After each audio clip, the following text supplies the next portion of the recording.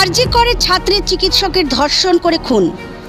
নিজের কর্ম প্রতিষ্ঠানে, নিজের শিক্ষা প্রতিষ্ঠানে এইরূপ ঘটনা খোদ কলকাতার বুকে। ঘটনায় ধৃত কলকাতা পুলিশের সিভিক ভলেন্টিয়ার। প্রশ্ন উঠছে রাজ্যের নারী সুরক্ষা নিয়ে। ইতিমধ্যেই ইন্ডিয়ান মেডিকেল অ্যাসোসিয়েশন হুঁশিয়ারি দিয়েছে বৃহত্তর আন্দোলনে নামার। এ বিষয়ে রাজ্য জুড়ে ছাত্র মহলে শুরু হয়েছে আন্দোলন স্বরূপ রাজ্যের বিভিন্ন রাজনৈতিক দল। এ বিষয়ে কাঁচরাপাড়া এসএফআই, ডিওয়াইএফআই এবং মহিলা সমিতি AIDWA এর পক্ষ থেকে আয়োজন করা হলো একটি প্রতিবাদ মিছিল। উক্ত মিছিলের মধ্যে দিয়ে তারা প্রশ্ন তুলছেন রাজ্যের নারী সুরক্ষা তথা পুলিশের ভূমিকা নিয়ে। Bureau report, news 24 Bangla live.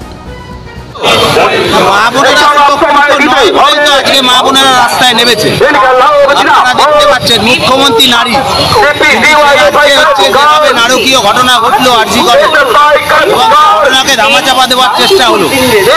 আর প্রতিবাদী তো বেরিয়েছে কেন বাংলায় নারীরা আর আমাদের প্রতিবাদ প্রতিদিন চলছে। আপনারা দেখতে পাবেন কালকে গতকাল আরজি করের সামনে আমাদের প্রতিবাদ সভা ছিল। আমাদের মহিলাদেরকে কিভাবে আমরা বলছি যেখানে প্রতিবাদ করা হবে পুলিশ দিয়ে সেখানে স্তব্ধ করার চেষ্টা করা হবে। কিন্তু অভিষেক বন্দ্যোপাধ্যায় জুড়ে যে নৈরাজ্যের পরিস্থিতি ওনার খুশি তো পুলিশ মন্ত্রী, তাহলে বলতে হবে তো পুলিশ মন্ত্রী ব্যর্থ, তাহলে পুলিশ মন্ত্রী পদত্যাগ করতে হবে, নাহলে এটা হবে কি করে?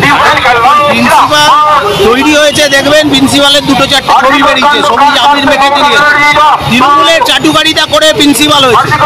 তার যোগ্যতা নিয়ে সন্দেহ আছে এবং তার এই কথা না বললে তার পোস্টও বাঁচাতে পারবে। কেন্দ্রের উপরে ভরসা, রাজ্যের উপরে ভরসা, আমাদের কাছে এটা না, মানুষকে এগিয়ে আসতে হবে।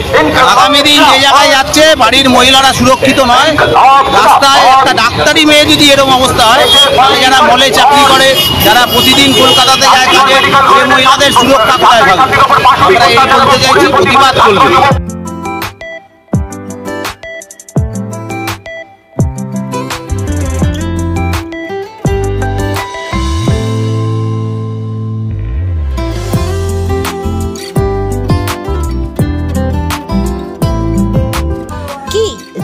জল আসছে?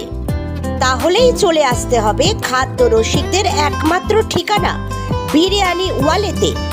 বিরিয়ানি ওয়ালে, কাঁচরাপাড়া, কলেজ মোড়।